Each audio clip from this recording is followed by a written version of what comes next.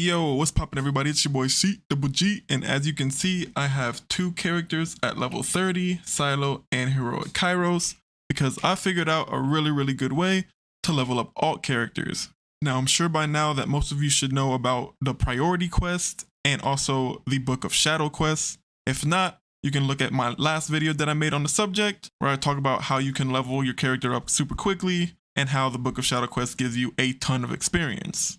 Well, I found another quest that gives you just as much experience and probably is a little bit easier to do. That quest is called the Noxious Betrayer, and you get it from Old Kite in the Pit Expedition. Most of you probably already have this quest in your quest log, so just check it, mark it, and go ahead and do it. This quest line is basically going to make you do various expeditions in the mine, and all you're going to have to do is put an imbuement in there, kill a high value target, and then take whatever they drop back to Old Kite. Now this is very important. In order to get all of your experience value, you should be doing this on Sphere 4 whenever you turn your quest into Old Kite. You can go ahead and kill the high value target on Sphere 1, that's fine. But if you're gonna go and complete the quest back to Old Kite, always do it on Sphere 4.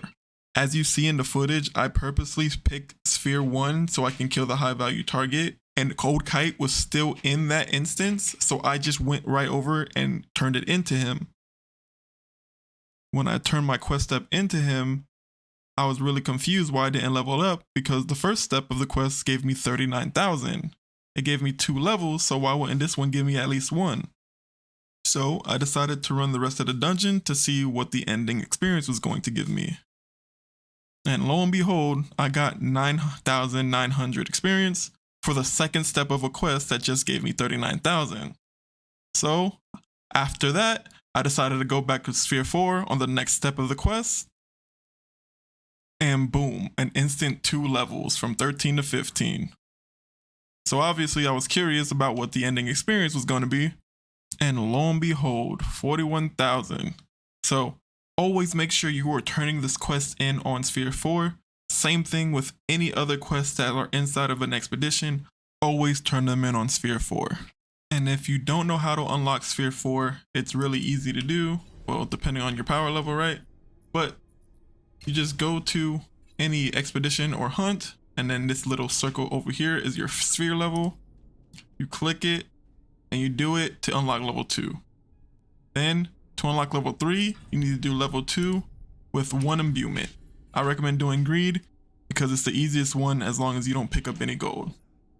Then, to unlock tier 4, you need to do sphere 3 with 2 imbuements. I recommend doing golden cash because it's just shadow with a bunch of rocks everywhere. So, you do that and then you unlock sphere 4. And then you just do sphere 4 to get all the experience that you possibly need. But this quest is only a one and done, just like the Book of Shadow. So how do you level your alt the rest of the way? And how do you level up other alts? Well, both the Book of Shadows quest and the Noxious quest both have repeatable quests after you finish them. The Book of Shadows repeatable quest is called Restoring the Archives, and it ends up giving you 21,000 experience every time you collect 5 pages and turn them back into the curator. This takes 3 runs minimum, since 2 pages is the max that can spawn on a single run.